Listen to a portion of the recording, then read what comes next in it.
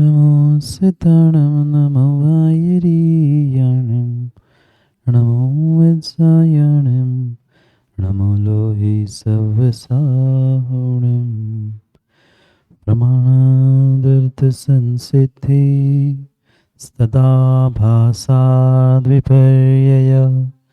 इति वक्षेतयो लक्ष्मा सिद्धिमल्पं लघीयसा नमो निर्यन्ताणं नमो सिताणं नमो वायरीयाणं नमो वत्सायाणं नमो लोहे सवसाहुणं। पंच परमेष्ठ भगवान की, आचार्य भगवान माणिकनंदी स्वामी की, आचार्य भगवान गुरुवर विशुद्ध सागर जी महाराज की, अहिंसामय विश्व धर्म की।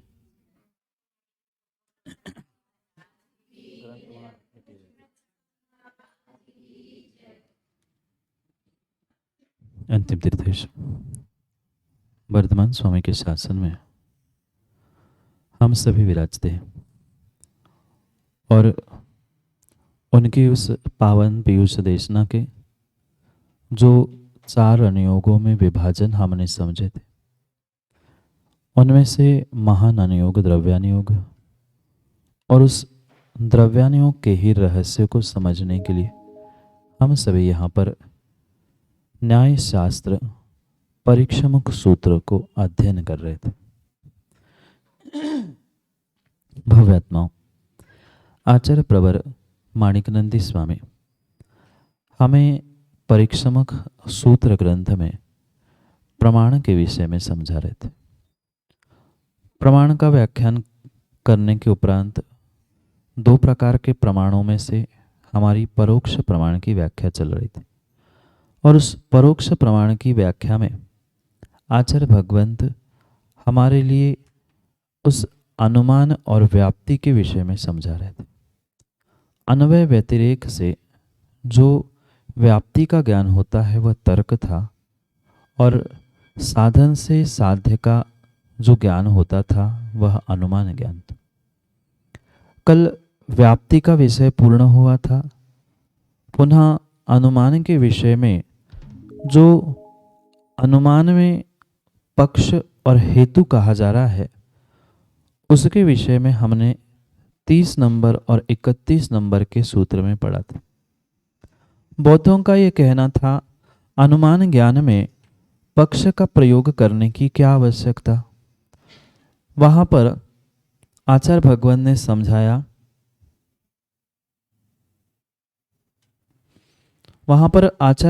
समझाया, कि जो यह अनुमान में पक्ष का प्रयोग यानी धर्मी का प्रयोग किया जा रहा है, उसके पीछे भी रहस्य है। वह पुनरुक्त दोष से या पिष्ट पेषण दोष से दूषित नहीं है। क्यों नहीं है?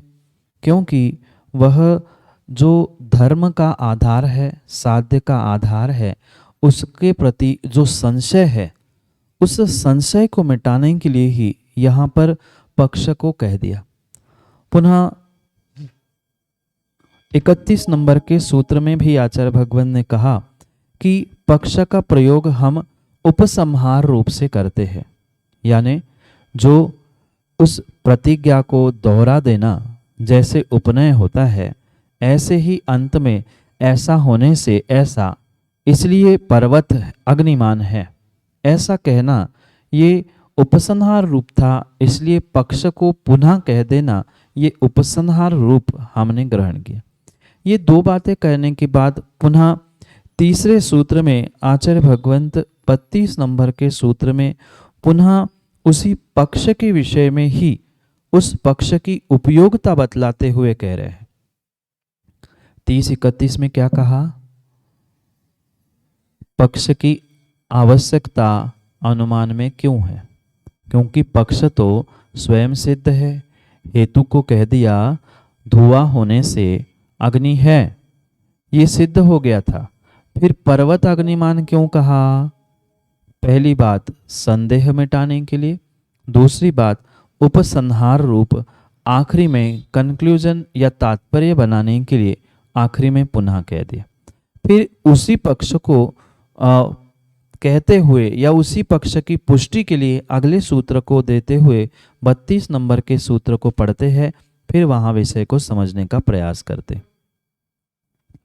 को वा त्रिधा हेतु मुक्त्वा समर्थयमानो न पक्षयति। को वा त्रिधा हेतु मुक्ता समर्थयमानो न पक्षयति।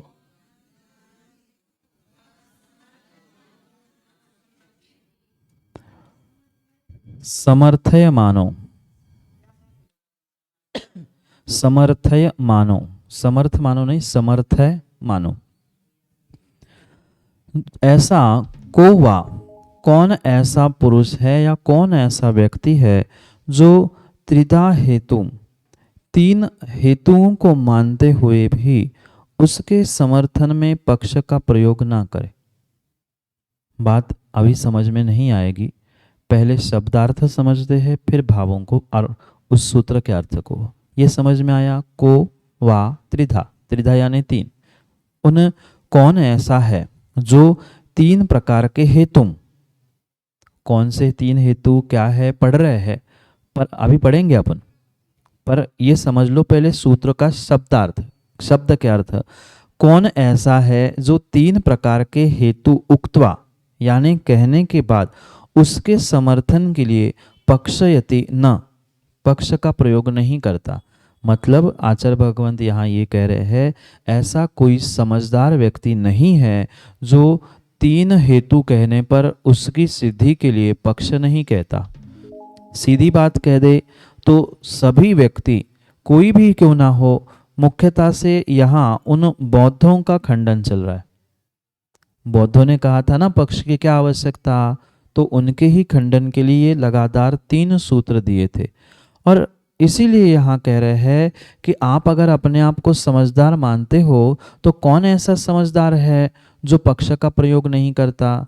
आप भी तो स्वयं हेतु की बात करते हुए अंतिम में उस हेतु को सिद्ध करने के लिए पक्ष को कहते हो। किसको कह रहे हैं?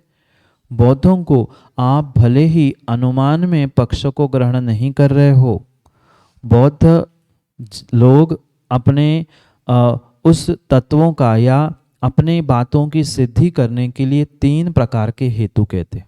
कितने? तीन प्रकार के हेतु कहते हैं। और इन तीन प्रकार के हेतु की सिद्धि के लिए पुनः आखिरी में उसके समर्थन के लिए आचार्य भगवंत नहीं, उसके समर्थन के लिए वे बौद्ध पुनः पक्ष की बात करते ही है, पर अनुमान में नहीं करते। बात आई क्या समझ में? वो पक्ष को अनुमान का अंग न मानते हुए बाद में अपने हेतु के, हेतु मतलब साधन, अपने उस साधनों की सिद्धि के लिए आचार्य भगवंत वहाँ जो इसका खंडन कर रहे हैं वह हमें समझना है। बात समझ में नहीं आई? पहले तो सूत्र का सामान्य अर्थ समझ में आया कि पहले से समझे।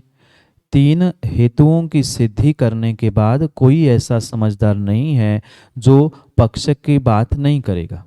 तो तीन हेतु क्या है, पक्ष की बात कैसे करेगा, अब हम समझते। तीन प्रकार के हेतु बौद्ध मानते हैं। एक स्वभाव हेतु, लिख लो, एक स्वभाव हेतु, दूसरा कार्य हेतु और तीसरा अनुपलब्धि हेतु। स्वभाव हेतु, कार्य हेतु और अनुपलब्धि हेतु। स्वभाव, कार्य और अनुपलब्धि, तीन लिख दिए। अब उसके ही बिल्कुल तीन नीचे नीचे लिख देना, उसके ही एक लाइन में लिख दिए ना क्रम से। अब उसके ही नीचे नीचे लिख दो, जहां स्वभाव हेतु लिखा है उसके नीचे लिख दो पक्ष सत्व। स्वभाव हेतु के नीचे लिख दो पक्ष सत्व। पक्ष सत्व, तत्व जैसे लिखते ना वैसा सत्व, पक्ष सत्व। फिर कार्य हेतु में लिख दो सपक्ष सत्व, सपक्ष सत्व। और अनुपलब्धि हेतु के नीचे लिख दो विपक्ष व्यावृत्ति। विपक्ष व्यावृत्ति, स्वभाव हेतु के नीचे पक्ष सत्व लिखा, कार्य हेतु के नीचे सपक्ष सत्व लिखा, फिर अनुपलब्धि हेतु के नीचे विपक्ष व्यावृत्ति लिख लिया। अब समझते हैं। हाँ, इसीलिए तो एक के नीचे एक लिख दिए। नाम भिन्न भिन्न अपेक्षा से कथनचित अंतर रहता है, पर फिर भी वह वस्तु विषय वही है। इसलिए अब समझने जैसी बात, हमें इनका अर्थ समझने की आवश्यकता है। यहाँ आचार्य भगवंत हमें समझा रहे हैं, जो ज्ञानी है, जो समझदार है, वह हेतु, जो 3 प्रकार के हेतु पढ़े, स्वभाव हेतु, कार्य हेतु और अनुपलब्धि हेतु। बात समझ में आई क्या? स्वभाव हेतु, कार्य हेतु और अनुपलब्ध हेतु। ऐसा कौन मानता है? ये बौद्ध मानते हैं। और जब हेतु को मान ही रहे हो तो हेतु को साध्य करने के बाद कहाँ हेतु मिलेगा? हेतु यानी साधन। साधन कहाँ मिलेगा? बाजार में कहीं नहीं मिलेगा। अग्नि उष्णता का हेतु पानी में मिलेगा? उष्णता का हेतु पानी में मिलेगा क्या? नहीं मिलेगा। अगर आप ये कह दो गर्म पानी तो होता है, पर अग्नि के बिना गर्म पानी नहीं हुआ। इसलिए वह जो हेतु यानी जो साधन है, वह साधन हमें साध्य में या फिर पक्ष में, 2 बातें समझ में आई? साध्य में मिलेगा, पक्ष में मिलेगा या फिर धर्मी में मिलेगा। साध्य मतलब ही क्या? धर्मी। धर्मी मतलब ही क्या? पक्ष। क्योंकि काल अनुमान का चल रहा है, विषय अनुमान का चल रहा है। अनुमान के काल में हमारे लिए धर्मी ही साध्य होता है। तो साधन कहाँ मिलेगा? साध्य में मिलेगा। उस साधन को साध्य में खोजो, पक्ष में खोजो या धर्मी में खोजो। बात क्या थी? एक ही सी थी। फिर उन्होंने 3 हेतु की तो बात कर ली, पर हेतु को कह के वह उसके आगे हेतु को जब सिद्ध करेंगे, तब कहीं ना कहीं अंतिम क्षण में, अंतिम समय में उन्हें पक्ष कहना पड़ेगा, आधार कहना पड़ेगा। कल हमने पक्ष को कहा था, पक्ष धर्मी यानी आधार। तो आधार को कभी ना कभी तो कहना पड़ेगा। फिर आखिरी में आपने जब उसका समर्थन कर ही लिया है, किसका? पक्ष का, तो अभी क्यों खंडन कर रहे हो? क्योंकि दोनों प्रकार से उन्होंने समर्थन किया। जो स्वभाव हेतु है उसको ही वे पक्ष सत्व कहते हैं। इसलिए के एक नीचे लिखा है हमने, स्वभाव हेतु के नीचे पक्ष सत्व लिखा ना। पक्ष का सत्व मतलब पक्ष का होना, पक्ष का सत, सत यानी होना, उसका त्व प्रत्यय लग के भाववाची शब्द बनाया पक्ष सत्व। फिर सपक्ष सत्व, यानी यहां पर्वत पर अग्नि है, ये क्या हुआ? पक्ष सत्व। दृष्टांत भी लिख लो। पर्वत पर अग्नि है या पर्वत अग्निमान है, ये लिख दो। पर्वत अग्निमान है, नीचे वाली पंक्ति में लिख दो, वो वही वैसे ही छोड़ दो। नीचे दूसरी पंक्ति में, दूसरी लाइन में लिख दो, जैसे रसोई घर में, जैसे रसोई घर।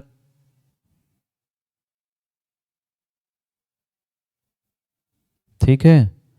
अब तीसरी विपक्ष व्यावृत्ति, जैसे जल में नहीं होता, जैसे जलाशय। बाकी इतना ही लिख दो, जैसे जलाशय। अब पुनः समझो, 3 बातें लिख ली। तो पहला पक्ष सत्व, क्यों? जो हमें स्वभाव को सिद्ध करना है, ऐसे उस स्वभाव के सिद्ध के लिए जो हेतु दिया, वह जो पक्ष था वह पक्ष सत्व था। क्या? यह पर्वत अग्निमान है, क्योंकि यहाँ पर अग्नि है, धुआं दिख रहा है। धुआं दिखने से, इस हेतु से हमने पक्ष सत्व को यानी पक्ष के अस्तित्व को सिद्ध किया। और सपक्ष, विपक्ष नहीं, विपक्ष किसे कहेंगे? विपरीत पक्ष, अपोजिशन। पर सपक्ष, जिस पार्टी ने जिस पक्ष को सपोर्ट किया वो कौन हो गया? उसका सपक्ष हो गया। तो सपक्ष सत्व यानी जैसे कि रसोई घर, क्योंकि अग्निमान पर्वत है तो कैसे सिद्ध किया? अग्नि होने से। तो अग्नि और भी कहाँ होती है? रसोई घर में। रसोई घर भी इसलिए अग्निमान होता है। ये सपक्ष सत्व हुआ। और विपक्ष की व्यावृत्ति, विपक्ष व्यावृत्ति यानी दूर करना, विपक्ष को दूर करना। तो जैसे जलाशय में अग्नि नहीं है तो जलाशय, तालाब अग्निमान नहीं होता। ये क्या हुआ? ये विपक्ष व्यावृत्ति हुई। बात समझ में आई? और इन्हीं के लिए जो हेतु दिए गए हैं वह स्वभाव हेतु, कार्य हेतु और अनुपलब्धि हेतु है। दूर करना, जलाशय में अग्नि नहीं होने से उष्णता नहीं है, या उष्णता नहीं होने से, धुआं नहीं होने से वहां पर क्या नहीं है? अग्नि नहीं है। धुआं नहीं होने से, उष्णता नहीं होने से तालाब में अग्नि नहीं है। ये विपक्ष व्यावृत्ति का वह अनुपलब्धि हेतु हुआ। अनुपलब्धि मतलब प्राप्त नहीं होना। अनुपलब्धि मतलब प्राप्त, जो उपलब्धि यानी प्राप्त होना, अनुपलब्धि यानी जो प्राप्त नहीं है। ऐसे उस अनुपलब्धि हेतु का दृष्टांत हुआ कि वहाँ जो जलाशय है वह अग्निमान नहीं है। क्यों नहीं है? क्योंकि उष्णता नहीं है, धुआं नहीं है। ये उसका अनुपलब्धि हेतु हुआ। उपलब्धि, अनुपलब्धि। धुआं होने से पर्वत अग्निमान है, यह उपलब्धि थी। पर जल में धुआं भी नहीं है और उष्णता भी नहीं है तालाब में, इसलिए उसे क्या कहा? अनुपलब्धि हेतु या विपक्ष व्यावृत्ति। बात हमें इतनी समझनी है, हेतु भी कहाँ है? हेतु यानी साधन कहाँ है? कहाँ है? साध्य में। साध्य कहाँ है? धर्मी में। धर्मी मतलब क्या है? पक्ष है। चारों बातें वही की वही चल रही है। हेतु किस में मिलेगा? हेतु मतलब साधन का साध्य के साथ अविनाभाव होता है। ये पक्का है। साधन का साध्य के साथ अविनाभाव होता है। मतलब साधन में, साधन कहाँ मिलेगा? साधन उसी साध्य में मिलेगा जिसको हमें सिद्ध करना है। तो साधन यानी हेतु, हेतु हमें साध्य में मिला, और साध्य ही हमारा अनुमान काल में कौन है? धर्मी है। और धर्मी को ही हमने क्या कहा? पक्ष इति यावत, वही पक्ष है। इसलिए वह हेतु और पक्ष इसको समान कहा। अभी सूत्र पे दिमाग नहीं लगाओ। ये तीन शब्द समझ में आए क्या? स्वभाव हेतु, पक्ष सत्व, क्या फिर कार्य हेतु, सपक्ष सत्व, और तीसरा अनुपलब्धि हेतु और विपक्ष व्यावृत्ति। जब हेतु की अनुपलब्धि होगी तभी तो विपक्ष की व्यावृत्ति करके उससे दूर हो जाएंगे। इसमें हेतु उपलब्ध नहीं है। पानी में हेतु उपलब्ध है क्या? अग्नि सिद्ध करने के लिए पानी में हेतु उपलब्ध है क्या? तो हेतु अनुपलब्ध हुआ क्या? हेतु अनुपलब्ध हुआ कि नहीं? और वहीं पर वह जो हमारे अग्नि का पक्ष था उसके विपक्ष, उसकी व्यावृत्ति हो गई, विपक्ष को हमने दूर कर दिया। चलो भगो, आपका काम नहीं है यहाँ पे, क्योंकि हमारा हेतु वह हेतु हमारा धुआं और उष्णता है, और हमारे लिए साध्य वह अग्नि है, जैसे रसोई घर है। जैसे, क्योंकि किसी ने पहाड़ पे अग्नि नहीं देखी होगी पर रसोई घर में तो देखी है, तो अग्नि कैसी होती है? तो जैसे आपने कभी रसोई घर में देखी ना, वैसे ही ये सपक्ष सत्व हुआ। कार्य के लिए हेतु हुआ, वह स्वभाव से ही हेतु था उसका। उसमें धुआं या उष्णता अग्नि में, चाहे कहीं की अग्नि हो, ये तो स्वभाव से हेतु था। पर अब हमें उसको कार्य रूप सिद्ध करके बताना था, तो वहां पर वह कार्य हेतु को ही सपक्ष सत्व यानी दृष्टांत जैसा ग्रहण किया। बात समझ में आई क्या? ये तीन बातें समझ में आई। भले ही आप हेतु का नाम ले लो, स्वभाव हेतु कह दो, कार्य हेतु कह दो, अनुपलब्धि हेतु कह दो, पर पहुंचना कहाँ है हमें? अल्टीमेटली अंतिम स्थान पक्ष में।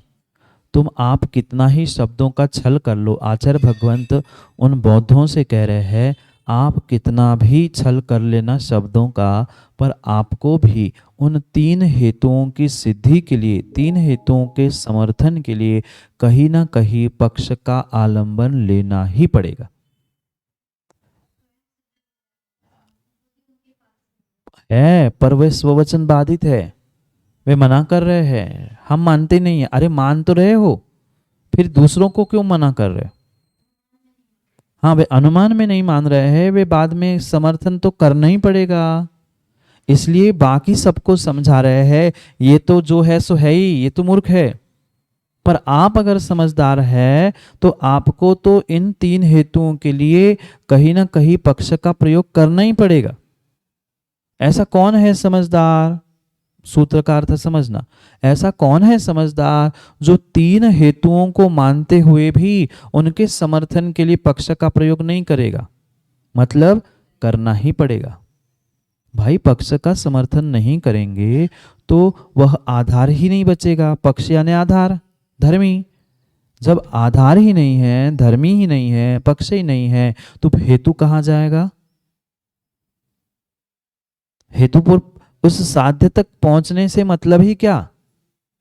क्योंकि हमारा साध्य ही तो अभी पक्ष है, साध्य ही तो धर्म है, साध्य ही तो आधार है। फिर हेतु भी नहीं बचा और वह हमारा साध्य भी नहीं बचा। साध्य कब कहलाएगा? साध्य कब कहलाएगा? जब हेतु से हम उसे सिद्ध करना चाहते हैं, वह हमारे लिए साध्य कहलाएगा। जब हेतु ही नहीं है तो साध्य होगा क्या? उष्णता ही नहीं है, धुआं ही नहीं है, तो कौन अग्नि की सिद्धि करेगा? होगी क्या? नहीं होगी। इसलिए जब आप हेतु कह ही रहे हो, तीन तीन प्रकार के हेतु, ये हम नहीं कह रहे तीन हेतु, ये तीन हेतु का सिद्धांत हमारा नहीं है। आगे बहुत अच्छे इन तीन हेतु को बहुत अच्छे से ध्यान रखना। पक्ष सत्व, सपक्ष सत्व और विपक्ष व्यावृत्ति। कुछ सूत्र बाद पुनः अपन को वही पढ़ना है। फिर अभी बीच में 10 लक्षण आएंगे, छोटी होगी, सब पुराना निकल जाएगा। इसलिए बार बार लिखवा रहा हूँ, लिख के रखना, और फिर आगे जब पढ़ेंगे तब इसको याद रखना। 32 नंबर के सूत्र के साथ हमने इन तीन हेतुओं को, तीन पक्षों को समझा था। आगे बता रहा हूं, धैर्य रखो, धैर्य रखो, सब बताऊंगा, एक भी शब्द उसका नहीं छूटने वाला है। पर क्रम से नहीं बताएंगे तो सब काम गड़बड़ हो जाएगा। ये तीन बात समझ में आई? पक्ष सत्व, सपक्ष सत्व और विपक्ष व्यावृत्ति। तीनों के दृष्टांत लिखे, तीनों को हमने सामान्य भाषा में समझा। अब उनका खंडन आगे वाले सूत्रों में जब करेंगे तब शास्त्रीय भाषा में उसको समझ के उसका खंडन करेंगे। ये तीन हेतु या तीन सिद्धांत कौन मानता है? बौद्ध मानता है, हम नहीं मानते। इसलिए बौद्धों को ही कटाक्ष करते हुए कह रहे हैं, अगर आप अपने आप को इतना ही समझदार मानते हो तो बताओ कौन ऐसा समझदार है जो हेतु को मान के पक्ष को समर्थन नहीं करता हो? आप कहो नहीं कहो, पर आपको तो करना पड़ेगा अगर आप समझदार मानते हो तो, और नहीं तो फिर हम तो ना समझ कह ही रहे हैं, मूर्ख कह रहे हैं। इसलिए ये तीनों सूत्रों के द्वारा आचार्य भगवान ने किसकी पुष्टि की? पक्ष की। पहले सूत्र में क्या बताया? पक्ष की आवश्यकता क्यों है? 30 नंबर के सूत्र में बताया। 30 नंबर के लिए बताओ, संदेह दूर करने के लिए। दूसरा 31 नंबर में बताया कि उपसंहार रूप से हम ग्रहण करेंगे। तीसरे सूत्र में बताया कि आप भी तो हेतु को सिद्ध करते हुए उस पक्ष का आलंबन लेते हो, पक्ष का समर्थन करते हो, फिर हमने किया सो क्या बुरा किया? कुछ जीवों की ऐसी परिणति होती है कि हम करे सो लीला और आप करे सो पाप। इस भाषा में आप आचार्य महाराज कह रहे हैं, भाई जब तुम कह रहे हो अपने ही वचनों से बाधित हो रहे हो। यहाँ कह रहे हो पक्ष है नहीं है और आप ही स्वयं सिद्ध कर रहे हो पक्षों को, कैसे काम बनेगा। इसलिए कह रहे हैं कि ये तीन अगर आप मान रहे हो, हम तो मात्र एक ही हेतु मानते हैं। जैन कितने हेतु मानते हैं? एक ही हेतु, उसका नाम लिखो, अन्यथानुत्पत्ति। अन्यथानुत्पत्ति आगे पढ़ेंगे इस विषय में, पर शब्द जरूर है, लिख लेने की आवश्यकता है। अन्यथानुत्पत्ति, अन्यथा अनुत्पत्ति, इन दोनों को मिला के अन्यथानुत्पत्ति, अ और आ दोनों मिलके आ ही बना, इसलिए अन्यथानुत्पत्ति एक साथ लिख दिया। एक ही हेतु हम मानते हैं, क्योंकि हमारे यहाँ प्रपंच नहीं है, हमारे यहाँ तो अनुमान के भी दो ही अंग है। अब लिख लो राकेश जी, जैन दर्शन में उस अनुमान के दो ही हेतु, दो ही अंग माने गए हैं। अंग यानी अवयव यानी भाग यानी उसके ही प्रकार नहीं, प्रकार भिन्न होते, उसके ही अंग, उससे ही हम अनुमान को प्राप्त करते हैं। तो दो अंग हमारे कौन से हैं? वह हमारे दो अंग मात्र प्रतिज्ञा और हेतु। लिख लो, अभी उसी के बारे में समझना है। सूत्र भले अपन पढ़े तब पढ़े, पर इन अब 5 अंगों की ही चर्चा हमें समझनी है। हम कितने अंग मानते हैं अनुमान के? एक प्रतिज्ञा और प्रतिज्ञा के लिए हेतु। कैसे? यह पर्वत अग्निमान है, ये मेरे लिए प्रतिज्ञा है। प्रतिज्ञा मतलब मैं इसको साध्य करना चाहता हूं। मेरे लिए साध्य क्या है?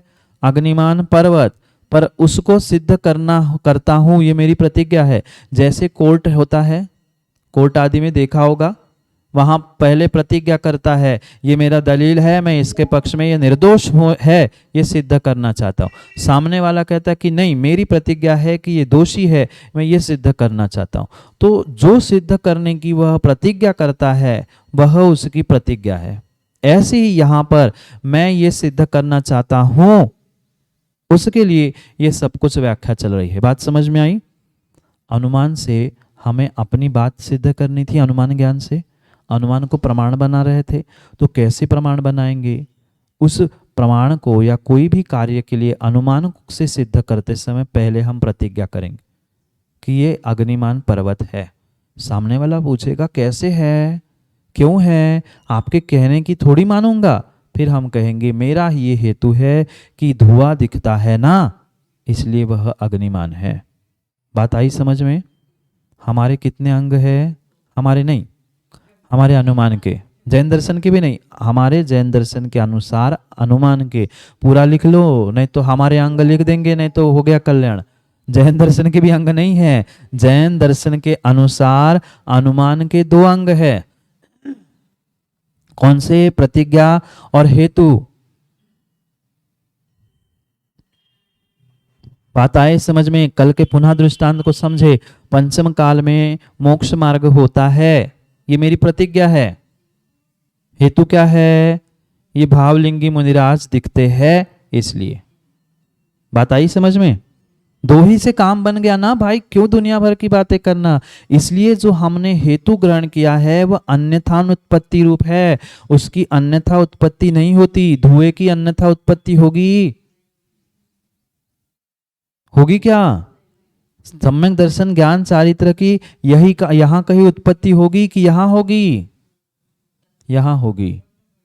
अन्यथा अनुत्पत्ति, अन्यथा उत्पत्ति होती नहीं है, इसलिए हमारा एक ही हेतु काफी है। आता ही समझ में? अन्यथा अनुत्पत्ति, हेतु और प्रतिज्ञा। मैं ऐसा कहूंगा, उसके लिए ये हेतु है, मेरा ये कहना है, मेरे लिए साधन है, यही हेतु है। बस इतने से ही 2 से ही हमारा अनुमान हो जाता है। पर उनका खंडन करने वाले सांख्य दर्शन का ऐसा मानना है कि वो कहता है नहीं, दृष्टांत भी उस अनुमान का अंग है। लिख लो, सांख्य 3 अंग मानता है। इतना लिखने की आवश्यकता नहीं, सांख्य के आगे एरो बनाओ और 3 लिख लो, पक्ष, हेतु और दृष्टांत। सांख्य कहता है पक्ष, हेतु और दृष्टांत, ये 3 अवयव अनुमान के मानता है। दृष्टांत यानी उदाहरण। पुनः जो मीमांसक है, मीमांसक 4 मानता है, प्रतिज्ञा, हेतु, दृष्टांत और उपनय। आगे राजेश जी उपनय पे। प्रतिज्ञा, हेतु, उदाहरण या दृष्टांत, और चौथा उपनय। फिर उतने से भी शांति नहीं मिली। योग नाम का एक और दर्शन है, वो कहता है नहीं हमें तो 5 चाहिए। भाई ले ले 5। कौन से 5 कहता है? प्रतिज्ञा, हेतु, दृष्टांत, उपनय और निगमन। एक एक का अर्थ समझेंगे तो बहुत बहुत ये सब कुछ हम जीवन में माँ प्रतिदिन प्रति समय प्रयोग करते हैं, पर इनकी शास्त्रीय परिभाषा, उनके शब्द हमें नहीं पता, इसलिए विषय कठिन लगता है। क्या धुएं से हमने आज तक कभी अनुमान ज्ञान नहीं किया क्या? कभी ठंडी हवा का महसूस करते ये अनुमान नहीं लगा कहीं पानी गिरा है? कहीं ना कहीं हम उन प्रत्येक ज्ञानों का प्रयोग करते हैं, पर हमने आज तक उसे परिभाषित नहीं किया था, उसको समझने का प्रयास नहीं किया था, इसलिए ये शास्त्रीय शब्द कठिन लगते हैं, वास्तविकता में कठिन नहीं। बात समझ में आई? हमारे कितने अंग है? हमारे मतलब पुनः वही बात, जैन दर्शन की अपेक्षा से अनुमान के 2 ही अंग है, प्रतिज्ञा और हेतु। पर जो योग, मीमांसक, सांख्य आदि आदि अनेक अवयव मानते हैं, अनेक भंग मानते हैं, उसका आगे खंडन करते हुए 33 नंबर में आचार्य भगवंत एक और अच्छी बात समझा रहे हैं। क्योंकि आज तो सूत्र पढ़ा ही नहीं है, एक ही पढ़ा, तो और एक सूत्र पढ़ते हैं। फिर इनका समय उतना नहीं है कि 5 अंगों का अपन विस्तार से व्याख्यान करें, इसलिए सूत्र बस पढ़ते हैं और सूत्र का अर्थ और 5 अंग पुनः कल पढ़ते। एतत् द्वय मेवानुमानांगम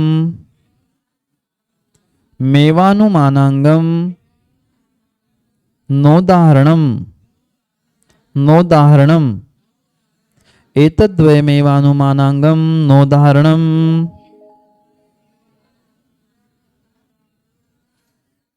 एतत् द्वयम, ये दोनों, पक्ष और हेतु। पक्ष मतलब ही प्रतिज्ञा, प्रतिज्ञा मतलब ही पक्ष। पक्ष को ही तो सिद्ध करना था और वही हमारी प्रतिज्ञा थी, तो पक्ष और हेतु ही अनुमान के अंग है, न उदाहरणम, उदाहरण नहीं है। अब एक एक का खंडन करेंगे। वह उदाहरण नहीं है, अनुमान उपनय नहीं है, निगमन भी नहीं है, मात्र 2 ही है। तो उदाहरण किसी भी प्रकार से अनुमान का अंग नहीं होता। क्या ये कहने से आपकी बात सिद्ध होगी? जैसे रसोई घर में अग्नि होती है, जैसे कंडे की अग्नि होती है, जैसे लकड़ी की अग्नि, अरे तुम जैसे जैसे करके 50 दृष्टांत दो, पर आपके पास प्रतिज्ञा और हेतु ही नहीं है, तो ये उदाहरण किस काम के? इसलिए आचार्य भगवान कह रहे हैं पक्ष और हेतु ही मात्र हमारी अपेक्षा से पर्याप्त है उस अनुमान को समझने के लिए और समझाने के लिए, और जो उदाहरण आदि आदि है वे परिपूर्ण रूप से प्रयोग करने की आवश्यकता ही नहीं है। क्यों नहीं है? तो उसके लिए आगे के सूत्र पढ़ेंगे कल। है नहीं है ये पक्का, पर क्यों मना कर रहे हैं दृष्टांत देने के लिए? क्योंकि दृष्टांत बच्चों के लिए दिए जाते हैं, अव्युत्पन्न के लिए दिए जाते हैं, और भी उसके कारण बताए जा रहे हैं जहाँ साध्य साधन संबंध उस दृष्टांत में तो है नहीं, हम जैसे करके बता रहे, इसलिए उसकी आवश्यकता भी नहीं है। आदि 2-3 सूत्रों के द्वारा इस उदाहरण का खंडन करते हुए उपनय का, निगमन का भी खंडन करेंगे, और उसके विषय में भी कल पढ़ेंगे कि उपनय क्या है, निगमन क्या है, दृष्टांत किसे कहते हैं, उसका खंडन क्यों किया। पर इतना हमने आज समझा कि अनुमान के 2 ही अंग, प्रतिज्ञा या पक्ष, और दूसरा है हेतु, उसको सिद्ध करने के लिए। और वो हेतु भी हम एक ही प्रकार का मानते हैं। कौन सा? हम कौन सा हेतु मानते हैं? अन्यथानुत्पत्ति हेतु, अन्यथानुत्पत्ति हेतु मानते हैं। बौद्ध कितने मानते हैं? सपक्ष सत्व, सपक्ष सत्व, विपक्ष व्यावृत्ति, स्वभाव हेतु, कार्य हेतु, अनुपलब्धि हेतु, इस प्रकार से वो तीन हेतु या तीन पक्ष मानता है। उन सबका पुनः आगे विस्तार से आचार्य भगवान खंडन करते हुए आगे और सूत्र देंगे उन 5 अंगों को, और उनमें से 2 हमारे अंगों को यानी हमारी अपेक्षा से अंगों को समझेंगे। आज का समय पूर्ण हुआ। कल पुनः समय पर समय की बात के लिए समय पे मिलते हैं, क्योंकि समय पे किया गया काम समय को दिलाता है। बोली भगवान महावीर स्वामी की